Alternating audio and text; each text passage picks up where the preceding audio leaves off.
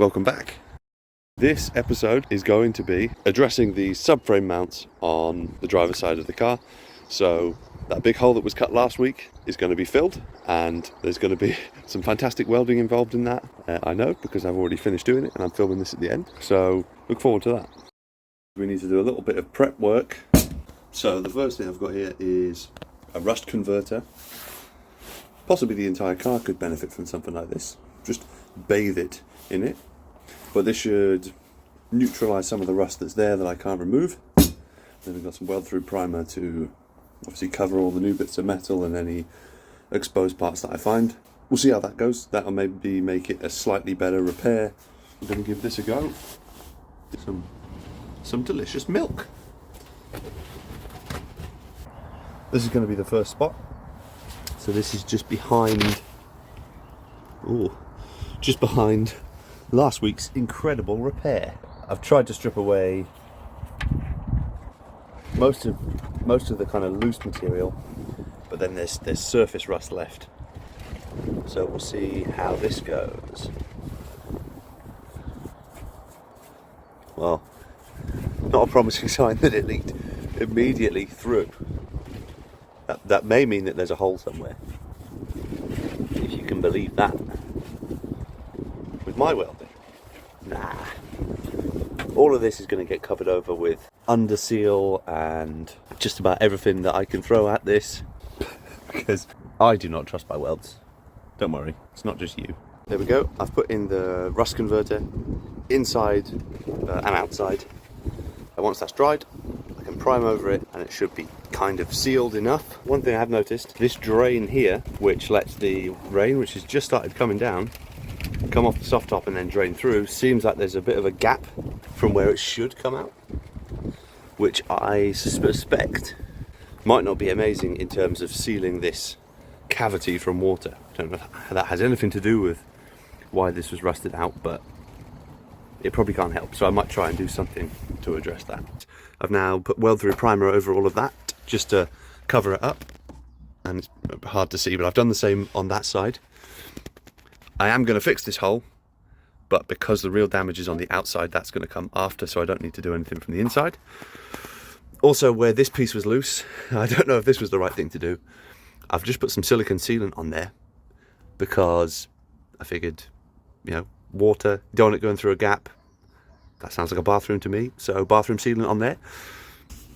This is going to be quite tricky to show, but if I can get this plate lined up, you'll see why I've had a little bit of a change of heart. So you can see there that there's quite a big gap between the plate that I've made and the hole I cut in the car. And based on some videos that I've watched, it seems like the job will be more difficult if you're trying to fill bigger holes. I'm going to cut out a larger plate, which hopefully I can get to fill this gap a little better than that. But if all goes wrong, I'll just go back and use that one. So this part, as you've seen, there's a few gaps on the car. So I've drawn a template of it just slightly larger. So we just need to cut that out. Nice. So we'll try and bend that to match the same shape. There we go. I've kind of pretty closely matched the bends I had before. So now I'll go out to the car and slowly grind away at this larger plate to try and fill some of those gaps. Right, so here's the new one that I've cut out. And obviously it's a little bit too big for the hole now, which is good. So all I'm going to do is just go around, offer it up, see where it hits, grind a little bit away, offer it up again, repeat until I get something that's closer to the perfect shape.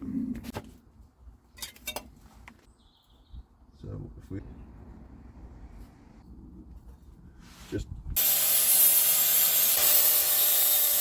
yeah, here we go.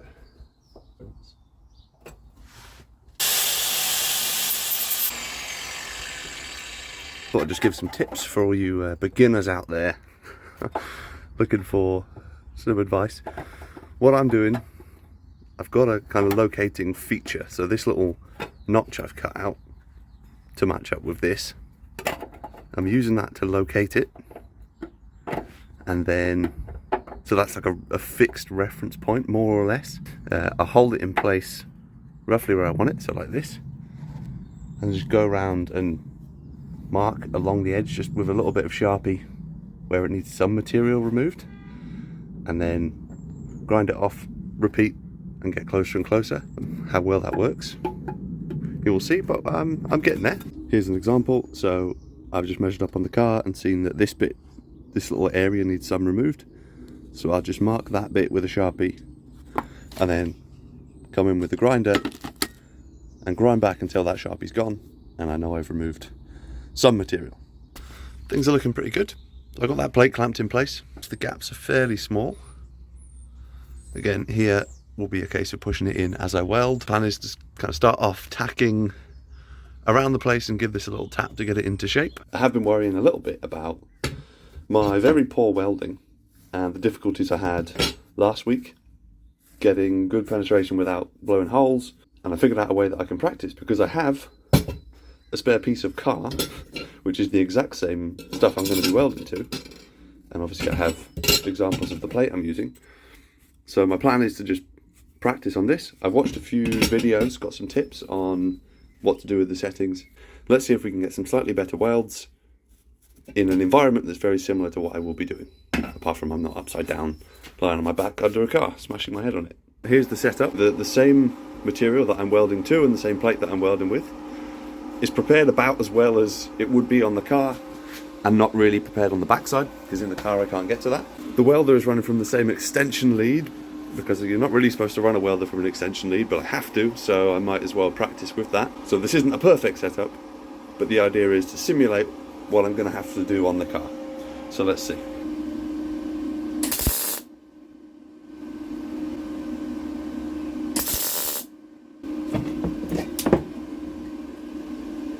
Hey, look at that.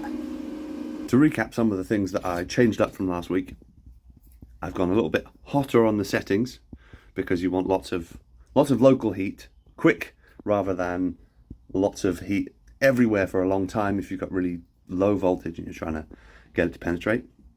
Also, I'm dragging the pull from the good plate, which I think is slightly thicker, over into the less good stuff. So start it here and then pull across. I'm doing quick tacks rather than trying to run a bead. And then I'm just, I don't know what you call it, I'm just doing one blob here, one blob here, one blob here, and then going back and just slowly joining them up. And it seems to be working okay. And I think that's about it. If you're watching this video for welding tips, you are in the wrong place. But that's what I've done, and it seems to be working okay. This has made me feel very positive about my chances on the car. Not pretty on that side, but looks fairly structural to me. The only thing is, it's always easier on the bench. When I'm lying on my back under the car, it will be a different story. Okay, I'm struggling, but there's nothing I can do about that. I don't think I'm quite up to building a rotisserie for the car, so we'll just see how it goes. I thought I had this whole thing cracked. This could be rough. Another improvement I'd like to make this week is the way that I attach the little earthing clamp. So last week I was just clipping straight onto the metal that I was welding, and that was a little bit in the way. I thought about using this bolt here, and I cleaned off the head and everything, but I don't think that the threads in there are bare metal, and I don't have a tap that fits because that's a M12. So then I found this little bolt here, so I'm going to tap the threads on this and in the car so that they're nice and clean. Remember this guy? he still works. He's still loving life. This is actually fairly unnecessary, doing the nut like this. The threads are already clean. Now I'm just going to clean up the threads on the car with the tap, just so that there's some bare metal contact.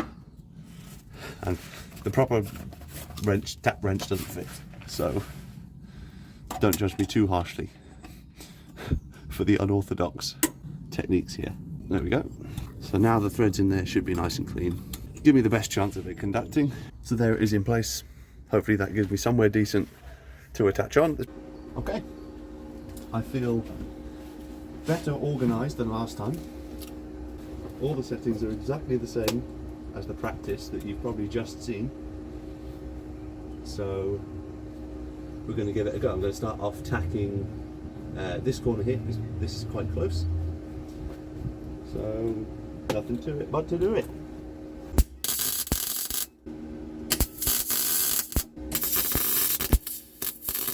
Right, relax, It's not working out. That's okay. Still got loads of chance to fix this. That's just 2 little missteps. And that's all. Nice. Right, that was a good one.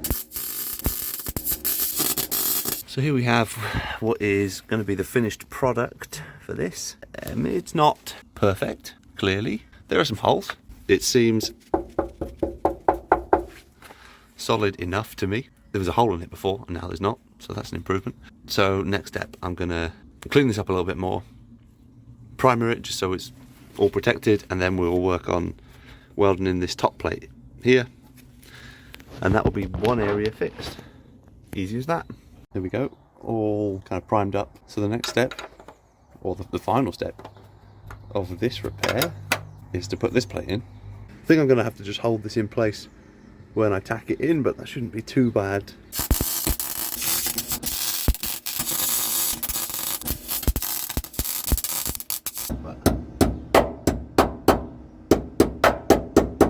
Okay, so here's the situation after the tacking, the tacking debacle. So now I'm just going to go around with the hammer and kind of close up some of these gaps so that I can weld them, and then we'll come back to welding.